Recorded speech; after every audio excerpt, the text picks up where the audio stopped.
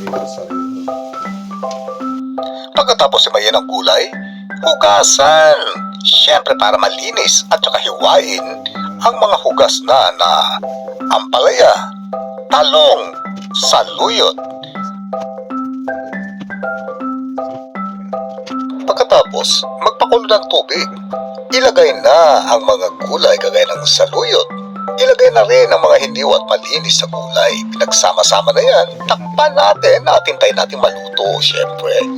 Oo, to make the story short, tikman natin kung luto na ang gulay. Pero, kailangan natin lagyan ng patis. Konti lang ha. Tikman na natin mga kaedongs. Wow!